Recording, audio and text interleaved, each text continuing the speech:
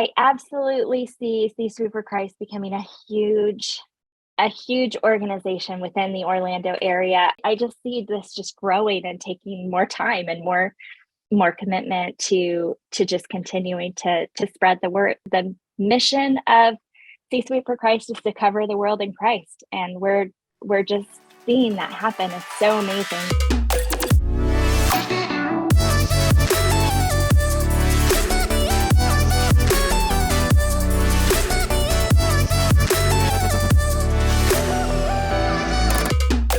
Welcome everyone to another episode of The Story of You. We have with us today special guest Andrea Sherwood.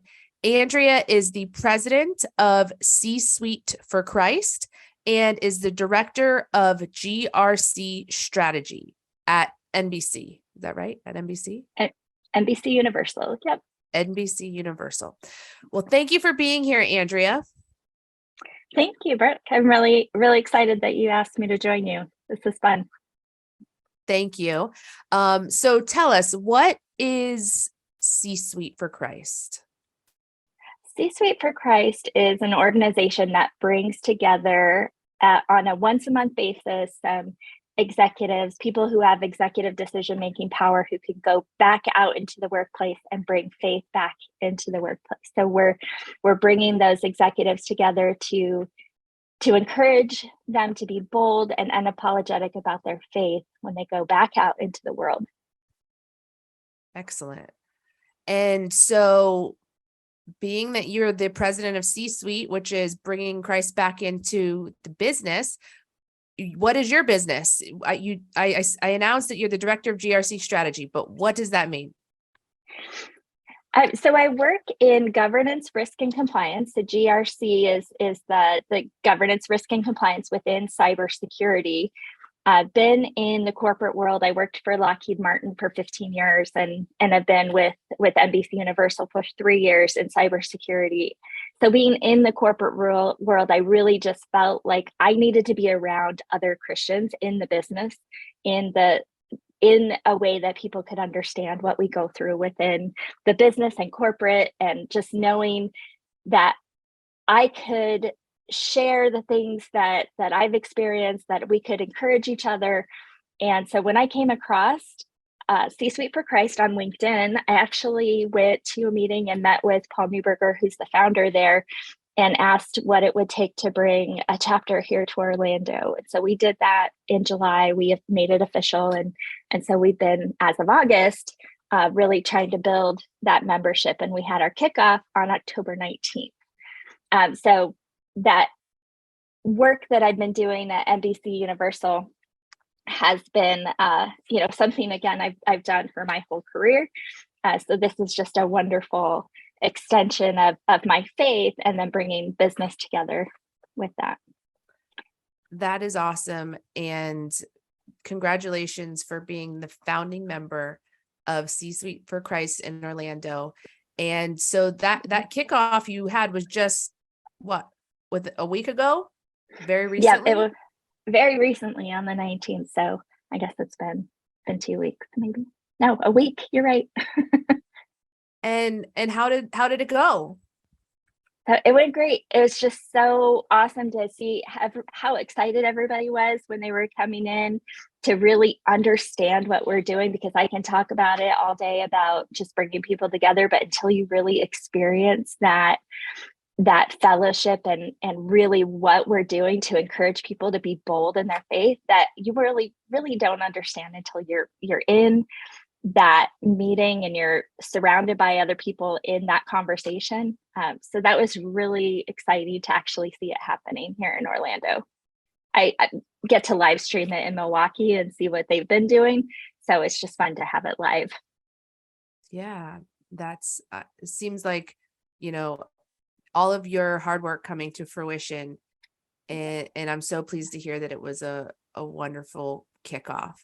So yeah, it's just neat to have some really awesome supporters who jumped in right from the beginning. Some amazing members that joined right away and were committed. So that's been really fun to see too, that they're just as excited as we are to have it happen. So if someone would like to come to a C-Suite Orlando meeting, where and when would they come? So the next meeting is November 16th. And if anybody wants to join, you are welcome to join for 2 of our meetings without becoming a member. And then basically you just go to orlando.csuiteforchrist.com and go to the registration and let us know you're coming. That would be fantastic. We're actually meeting at a church, Life Point Christian Church in Longwood. And that's going to be 7:30 a.m. is when everybody's starting to arrive and get to know each other, have some fellowship time. And then 8 to 10 is when we have the actual program, and we have a small group discussion time where everybody gets to really get to know each other and talk about the program that we had for the day. That's awesome. Well, I think it says a lot about you that you cared enough about your faith and being able to express that in the workplace, that you sought out a chapter and were willing to, put in the work and the effort to create a new one here in Orlando. So that says a lot about you and a lot about the strength of your faith and how important it is to you.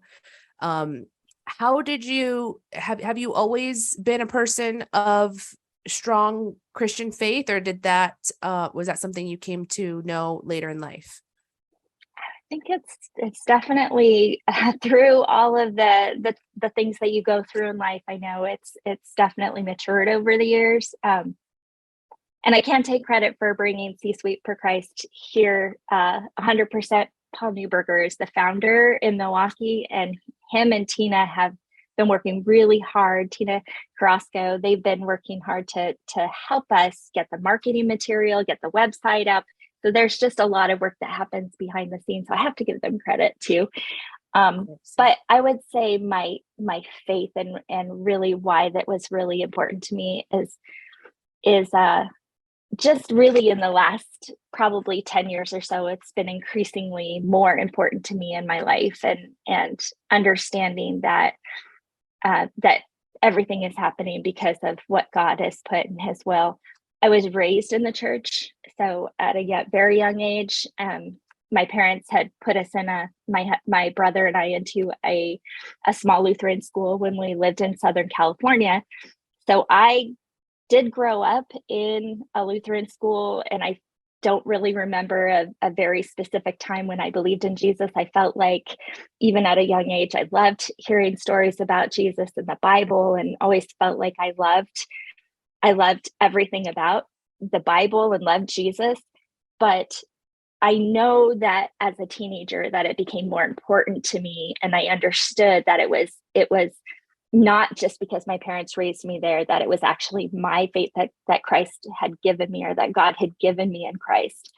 So I would also say that, in my 20s or so, we would go to church, but I was definitely a Sunday Christian. You hear that, was do the Sunday things, teach Sunday school, sing in the choir, take my kids to the, Wednesday, we would do some Wednesday things and their catechism, but really would have a whole other way of living with our friends, and just a whole other side of living life that I would say today, I wouldn't say that was living a true, really a true way of how Christians should live. And so now, as an adult and as I've gotten older, I'm realizing that Monday through Friday, 24/7, we should also be living our life in our faith. Absolutely. Well, it sounds like you're a lifelong Christian who's had ups and downs. Yeah. And Absolutely. right now you're in an up, and it sounds like you have been for a number of years, and now you are at a place where you're able to help other Christians who may be at some other point in their journey to grow as well. And I think that probably helps you. Is my guess as well. When you're fellowshipping with other Christians, we all help build each other up. Yeah, it's super encouraging to be around others, to see what they're going through, to help them maybe go through the things you're going. And I know, we're told to expect hard times. We're the fiery trials are coming, and so we're not supposed to be alone. We're supposed to be encouraging each other. And I've been going through First Peter in a Bible study class at church, and that's so encouraging to just have that brotherly love, to be building each other up, to be living our lives the way Christ wants us to live, and encouraging each other to continue to do that as well, to be praying for each other, and to show love to everyone. So just having that time with other Christians is critical in keeping the faith. And I mean, I've been through, even in 2016, I had some pretty significant health issues where I wasn't able to walk well for about a year. I wasn't able to get out of bed a whole lot for almost a whole year with psoriatic arthritis. And I ended up getting on a medication, helped me to just get on with life and to get back into functioning. But for that period of time, I didn't know if I would feel better or get better, if there would be something that could help me. And so I would just a lot of prayer, a lot of reading and Bible study. And I would say that is the kind of thing that I know God does for us to help us to become a different person. And so that's the kind of thing that I encourage people when they're also going through tough times, is that's hard as it is, it's going to help us. He'll only give us things that will help us in the long run. Sure. Well, that's an inspirational story. I'm so sorry to hear that you went through that, but also encouraged that you learned from it and your faith grew as a result of it, it sounds like. Yeah, I wouldn't take that away for anything. It's been really helpful in just becoming I think a more mature person. I still have obviously a long ways to go, but it helps. Sure. And we're always growing and learning and maturing every day. So tell me a little bit about, you said you grew up in, what part? You said California?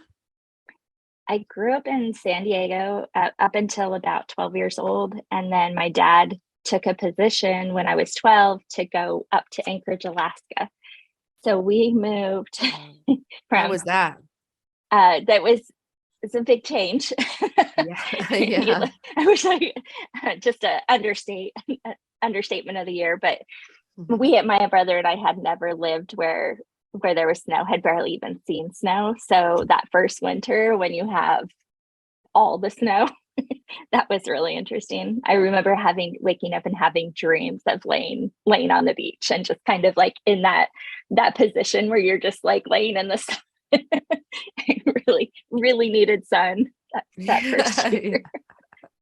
But it was really interesting. We lived there for 4 years, and it was a really awesome experience. There's fishing and canoeing. We went, our church field trip, we took a canoe trip. You just don't get to do things like that, to go through these streams in the middle of nowhere, Alaska, as a teenager. That's just incredible experience. Yeah, I've only been to Alaska to visit briefly, and it is so beautiful, unlike anywhere else I've been. But also, as a lifelong Florida girl, not somewhere I think I could survive year round. So yeah, hats off to you for making it through. As a California girl, going to Alaska for the first time and making it for 4 full years. That was definitely, I'm sure, a challenging transition. Yeah. I mean, it was, again, it's, it just makes us who we are. My brother, funny story, my brother was the kid that was he was on skateboards 3 years older than me. So he was a sophomore in high school. He had a skateboard and he was the surfer. So the first snow, he took his wheels off his skateboard and he made the front page of the Anchorage newspaper because he was sliding down this hill behind our house on his skateboard without wheels. And I don't think snowboards maybe at the time were that popular, but it's really funny. Yeah, well, in snowboards they have the boots that hold you in, and the skateboard you wouldn't have that. Yeah. So where'd you go after Anchorage? So my junior year of high school, I actually was given the opportunity to go to a Lutheran boarding school. My parents, they knew that I was having some challenges. I was kind of the party girl in high school, and so my freshman sophomore year, really had some friends that my parents really weren't excited that I was friends with, and so when a recruiter came to our church, they told me, you can go if you want to go to this boarding school. You can. It was Martin Luther Prep School in Wisconsin, and I just thought, really knowing that was probably a good idea for me to if I wanted to do something more with my life, that I should take that opportunity and really focus on academics and being around other people in my faith. So I went there, and that was an amazing experience, a really, really awesome. Still have really good friends from that time. And I married my husband, who we started dating the second week of my senior year. So I started my senior year saying, I'm not going to have any guys this year. I'm just going to have fun and hang out with my friends, and met my husband, and we've been together ever since. So 27 years. Wow, that is so rare that I meet people who met in high school and are still together 27 years later. That is a testimony in and of itself. Congratulations on that. Thank you. Thanks. And it was not the easiest 27 years. We definitely learned a lot in our 20s, but is when you have Christ in your life and when you have Christ in your marriage, that really helps to really bring that strength to it when you need it. Sure, absolutely. Number one, that's absolutely number one goal and priority should be for every marriage. And what I try to teach my daughters when they get to the age that they'll be looking for a spouse is, you have to, everything else is secondary, in my opinion. Their relationship with the Lord is first. Yeah. So so you got married young age. What age were you when you got married? I was 19. It was actually the day after my 19th birthday, and my husband was 18. And so we had no idea what we were going to do to support ourselves. Yeah, right. didn't have college. My parents were in New Mexico at the time. They had moved from Alaska to New Mexico, so we were married in Albuquerque. His family was in Colorado. He was born and raised in Colorado. So we just had to figure something out. And his dad had been in the Navy, so his dad encouraged him to join the Navy. So at 18 and 19, we moved to, actually, I guess my husband turned 19 before we moved to California. We moved back to San Diego. And he was in the Navy there for a while. And we had just our daughter. So I guess that's another part of the story. So I actually went away to college. I went to Martin Luther College in New Ulm, Minnesota. It's now called, actually it was Dr. Martin Luther College at the time. Now it's called Martin Luther College. And so in New Ulm, Minnesota, which was just north of where we had met in high school. And my husband went to about 45 minutes away to Mankato and lived with friends from high school. And we would go back and forth to visit each other. And so my daughter came along in October of that year. And I was in this private college. I couldn't, let anybody know that I was pregnant. So it was How do you hide very that? taboo. Well, I wasn't showing when for a while. It was October of that first semester of college. So I guess I'm taking a step back before we got married. We had planned to get married the summer after, and we had all kinds of wedding plans. We had the church booked. My mom was looking at invitations. We were going to do like a bigger wedding and have our friends there with us. Mm-hmm. So I called my mom and I said, Mom, we're going to have to move the wedding up. and she said, oh, Andrea, you're pregnant, aren't you? Was her response. So yeah, that was fun. And then, telling my husband's parents was really tough. And, just kind of going through that whole, what did you do? That was just really with having these families that were very, strong in their faith in their church, they were just really disappointed. And it's one of those things where at the time I was just so mortified to tell people and just wanted to hurry and get married so people wouldn't know. And I look back now and I just think it's just crazy. It's just crazy how we weren't celebrating, and I just we ended up changing a lot of things about our faith and the way we raised our kids and what we taught them. I think it's really important to teach your children abstinence before marriage. So there's nothing wrong with that, but really that judgment that came at that time in my life was really hard. Sure. So I also try to be with young women and with people who've gone through things like that. There's no judgment. Christ is forgiven all of it. Before it even happened, it was forgiven. So right. It's really, really nice to have that grace in your life. Right. So then if you were having your daughter and you were at a college far away from where your husband was going into the Navy, did you continue with college or did you had so we went back to New Mexico. I quit college. I had to because we weren't married. So we went and got married, and then he went in the Navy. He went to boot camp and went to the A school where they have to learn their trade. And then once he was done with all that, I had her in July, and 3 weeks later we moved to California, just the three of us. So we had just the little newborn, and we hadn't seen each other for maybe a few weeks, our whole first 7 months or so of our marriage. So it was an interesting first year. And then when he got to the Navy, immediately they put him on a ship. So it was just my daughter and I in an apartment for a few months, and he was kind of on and off the ship. He would come home for the weekends and then leave for a few weeks. So it was a tough first year of marriage.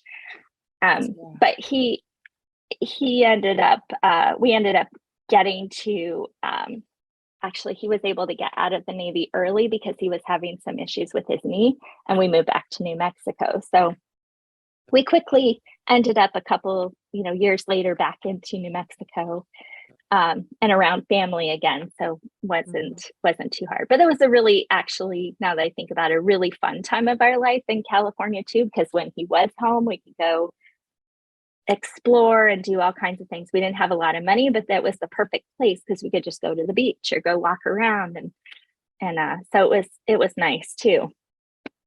Right.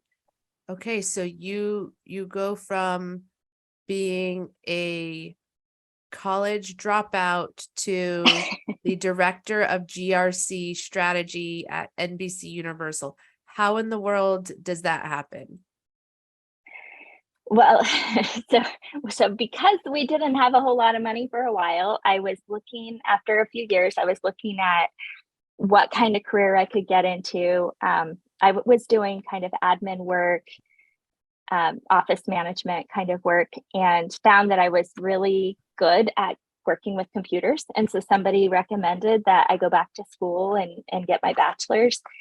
And so I decided IT was what I was gonna get into. And I ended up working with a really small company that was really, really, I feel like, such a huge blessing for getting my career jump started, because the general manager of that company, or the people who own that company, were very innovative, and they loved to encourage people to use their skills. So he was so excited that I was going to school. The general manager that hired me wanted me to take everything I was learning in towards my IT degree and put it to work, but still be the office manager and do the typing for their founder, who was in his 80s. So I would I would do, 1 minute I could be typing and doing a dictaphone with the headphones on and typing up some of his documents. I would be answering the phones. I would be doing some event coordination, creating marketing materials, but then I was also building computers, running network cables, doing all their troubleshooting for their computers, setting up their firewalls, setting up their VPN. So I was just basically doing all the IT things. They had this big Unix server, so I learned Unix a little bit. So it was kind of all these really geeky things that I was able to do on top of the office management work. So it was a huge blessing to be able to do hands-on everything that I was learning in school. So then I was able to take that. I started a small business so that I could get even more of a wide range of experience. So I would go into doctor's offices. I think at the time, Lennar Homes was one of my clients, where I would go and set up their computers and their printers. And so I started this little business where I'd go and help small businesses do their IT. And then I decided to go work for a company called Regal Cinemedia, which is now National Cinemedia, which is essentially it's a company that was started by Regal Theaters and AMC. They actually put this company together to create First Look. So if you go to AMC or Regal Theaters and you have that first kind of 20 minutes of commercials, that company builds those commercials and that First Look. And so they would have like trailers and all the ads and everything like that. And so I basically was their digital content network and systems administrator for 70 servers. That was huge experience for me. I had to learn everything. I had to do a little bit of everything, which led to my starting at Lockheed Martin in 2005. So it was like the perfect experience that they needed for one thing in particular. And even my boss who hired me at Lockheed said it was kind of an anomaly, which of course that's God, that I was hired into this company without knowing anybody, without having any connections. Right. It was just, I had just that one skill they needed. That's amazing. And then the rest is history, I guess. That led to.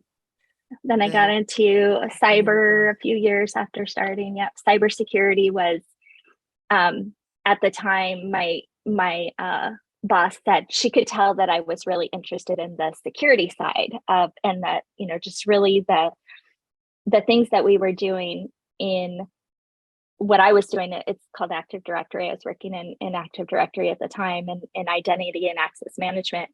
She said she could tell I loved that security aspect of it. So she put me actually with the team that was building a whole new digital forensics infrastructure. So I actually helped them stand up this in-case infrastructure, which was basically to go and do any kinds of forensics investigations they had to do on computers. Wow. And that's when it just kind of got way bigger over and bigger. way over my head. But I'm very impressed. That is amazing. And it is particularly impressive that you're a woman. I don't meet a lot of women in the IT field. And have you found that? Are you in the minority, or are there more and more women now? Surprisingly, it used to be way less, or it used to be a lot fewer women. At Lockheed, I would be sitting in meetings of 15, 20 people and be one of two, maybe one or two women in those meetings. But I would say now, and especially since I've gotten into the governance, risk, and compliance world, that's definitely, I mean, feel like at Lockheed Martin, they did a really good job of bringing in more women and more just diversity in general, right? There was just, Lockheed was really good about that. And NBC Universal also, just huge diverse group of people, which I really love. So I know it's uncommon, but I think in some of these corporations, they do a better job than others in making sure that there's a good variety of people, diversity of people, which I love. Great. So do you get calls from your friends and family every time they have a computer issue to fix it? Yeah, we got, I have to say, we got both of our dads on Macs, which has been super helpful. I would recommend if anybody is having a hard or wants to have less kind of having to figure things out. I think Macs are way more user friendly. But yeah, I built my father-in-law built him a computer in, I think it was 2003, and he was still using it as of a couple of years ago. But he sends us texts and messages all the time to ask for help. Yeah. My husband does IT as well. And so every time one of his family members the older generation has a computer issue, he's getting calls and, walking him through the steps on how to try to fix it. Yeah, we laugh because he calls my husband all the time, and he 99% of the time ends up handing me the phone or having me text from his phone. And that's so and funny. I'm like, I don't know why sometimes he reaches out to me first, but he always goes to my husband first, which I think is cute. Yeah, that's sweet. So you had your daughter very young. So did you end up having more children? I did. I had, once we had our daughter, Alexis, we basically went boom, boom, boom. We had 2 years later, we had Nora, and 2.5 years later, we had Joshua. So they're all, spaced out like that. So now they are 22, 25, and 27. And all three kids, we raised them actually in Colorado. So that's a whole other story. But you've been everywhere. Yeah, we ended up in Colorado in 98. That's actually where I went to school and where we raised our kids mostly. So 98 to 2011, we moved to Florida in 2011. What brought you to Florida? Well, because when I was working for Lockheed, I'd come out to Orlando. They had the Lake Underhill facility there. I would end up coming and staying. I had an aunt that lived in Deltona, and we would just get to know the area. We got to know the area after a few years, and had the opportunity when my husband actually lost his job. I was a telecommuter from the time I started at Lockheed at 2005. I was always working from home, so they didn't care really where I lived. So we figured once he didn't have a job, we had the opportunity to come to Orlando and live. And it just sounded like it would be something, really fun adventure for our family. Our oldest daughter was 16. So she wasn't super happy, but at the same time she talks about how she was, mixed emotions. She was dating a young man that had been our neighbor when we lived in Colorado. When she was 10 and he was 12, they had met. And so she had started dating him when she was 16. They had been really good friends and had stayed in touch, even when we moved just across town from where they had met. And so they continued dating after we moved, and she ended up, after she graduated, going back to Colorado and marrying him right after she turned 18. And so that's my 27-year-old. And they also, a year and a half later, had our first grandson. He's 7 now. So they basically had 4 children all in a row. And they ended up moving back to Florida, which is awesome. And then his family ended up moving to Florida. So we now have all of our families here, which is really nice. And his brother moved here too. She followed in your footsteps of marrying her high school sweetheart. Yeah, all three of our kids did. What? All three of Even the, them? So they're yeah, all married?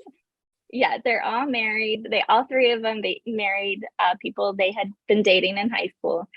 We Wow. told them that was hard, and that probably wasn't a good idea, that they should go to college and do all the things first. But they all met the person that they just couldn't imagine not being married to them, which I love.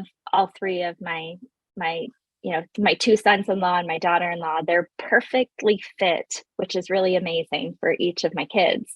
So I can't imagine them not. But Alexis married Andrew. Nora married Avery, who she met when she was 16, and they dated for 6 years before they were married just a few years ago. And they have a daughter. And then my son married his wife right out of high school. She actually went into the Air Force, and they ended up right out of high school moving to Alaska, but they're back. So that's a whole other story. So how many grandkids do you have then in total? I have 7 in total. So Alexis has 4, Nora has 1, Joshua has 2. And how old are you, if you don't mind me asking? I'm 47. So we had our first grandson. We were almost 40 when he was born. So you were a 39-year-old grandmother. Yeah. Wow. Yeah. Wow. And it was funny because my daughter said I had always told her, don't make me a grandma until I'm at least 40, because I knew she was with Andrew and I knew they were married. And so it could happen. I said, just wait till I'm 40. And so she said she was afraid to tell me. She's like, I didn't want to tell you you're going to be a grandma. You're not even 40 yet. But of course I was happy. Yeah. I think it's great that you are a young grandparent. You still have so much life ahead of you to be able to enjoy your grandchildren as they're growing up. And so I think that's, you don't have quite as much stress by having them as raising your own children any longer. They've kind of grown up on their own, and now you get to enjoy the joy of being a grandparent. And that's awesome. Yeah. Being a grandparent is the absolute best thing ever. It all makes having kids and all the things you go through when you're having kids absolutely worth it. You look at it and just think that's that blessing that God gave you for all the things that you go through when you're especially raising teenagers, right? Yeah. I'm in the preteen world right now, and it's been a rude awakening. So I'm sure I have more to come, but no, I'm gonna keep praying. it's you'll look back on it and you'll see it's more of a blessing than you think of, when you're sometimes in the moment. But my biggest advice for people that have their preteens going up into their teens is really just having fun with them and enjoying that, like when they become teens and they have all of the ideas and all of the opinions, and to just have fun with it, and to just be listening to everything they say and not trying to be. That was the hardest thing, was to not be preachy and tell them, no, that's not right, you're but to really just understand that their thoughts and their ideas are so important to them at that age, and to really listen. And I'm sure you do, but it's more for like anyone listening, when you're in that teenage years, it can be, I think, a lot of fun too. Yeah, they are fun. So you have a fascinating background and story, and I'm so inspired to hear how you overcame so many challenges in your life, and had some setbacks and some things that came your way, but through your faith and perseverance and your dedication, you overcame those things and have now reached an executive position in a national corporation, and also successfully already raised your family, and now, helping to, to be a grandparent and guide your grandchildren. You've lived like a whole life in 47 years already. It is, I'm so impressed. And now, even beyond all that, you are now focusing on your ministry, which is helping encourage other Christians to not be afraid to share their faith in the business place. Yeah, there's so much to do now. I mean, so much now I think is also just a fun chapter in our lives as my husband and I are now starting to really experience starting a business. Really, C-Suite for Christ is going out. It's about promoting, it's about talking to people, and I'm meeting so many awesome people, and it's just an amazing, super fun time in my life. So really enjoying it. Well, thank you for your commitment to that. Thank you for your sacrifice. I mean, apart from you and your efforts, who knows if it would have come to Orlando or come at this point. So thank you for that ministry that can benefit so many and is so needed in our Orlando community as well. So thank you so much for having me on here and talking about all of that. That's great. Absolutely. And I hope that the word continues to spread and that your chapter continues to grow more and more. Where do you see yourself headed in the future? Well, I absolutely see C-Suite for Christ becoming a huge organization within the Orlando area. I love the partnerships that we've had with the Central Florida Chamber of Commerce. Actually, next month, Crystal Parker is going to be one of our speakers, and she's just been an amazing supporter of just what we're doing. And I just feel like all of us as Christians in the kingdom marketplace around Orlando are doing some amazing things. I just see so many people on fire for Christ in this area, and just Florida in general is just such a great place to be right now. So I just see this just growing and taking more time and more commitment to just continuing to spread the word. The mission of C-Suite for Christ is to cover the world in Christ, and we're just seeing that happen. It's so amazing. They're actually starting a chapter in Atlanta in a few weeks. They opened Phoenix right before us. They're starting Atlanta. They're going to be announcing soon 2 more chapters. I'm not sure if I could probably, by the time this went out, it'd probably be announced, but Dallas and Minneapolis are soon to be announced. So it's just crazy how many people are now interested in starting these chapters. And somebody in South Africa has actually reached out and wants to talk to us. We've talked to somebody in Switzerland. So this is going global, which is really exciting. That's amazing that it's growing so rapidly. And what is the word? Does C-Suite stand for something? Like, does it mean another word? C-Suite is it's like the abbreviation. I don't know if that's the right word, but it's all of the C titles. So CEO, CFO, CIO, CISO. All of those titles are the suite of those corporate titles. And so really that's what it's supposed to mean when you say C-Suite, but that's just really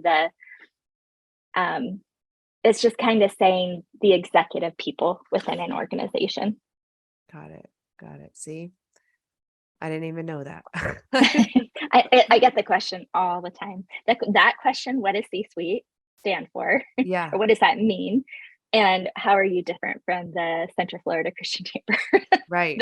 Well, that was my assumption too. My assumption was it was a networking group, a Christian networking group was my assumption, because that's what I generally seem to come across. So the fact that it is not just for people who are in sales or marketing or building businesses, it's for executives who are already in established businesses. That was, something that was, to my knowledge, was not offered anywhere. So that's a great opportunity for people to meet and build relationships with other Christians in the business place.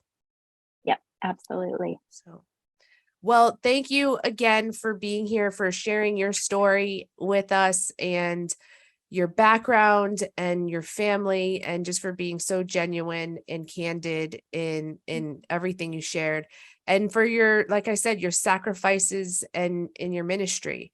And so I'm excited to see where you go. If you accomplish this much in 47 years, I can't even imagine where you're going to be with the rest of your life, but I am excited to see where that goes, and truly appreciate you giving your time to me today to interview you and get to know you a little better. Thank you so much, Brooke.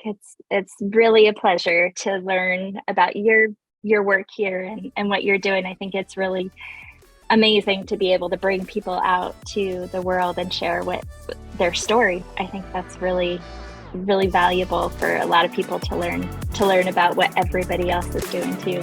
It's nice. Thank you.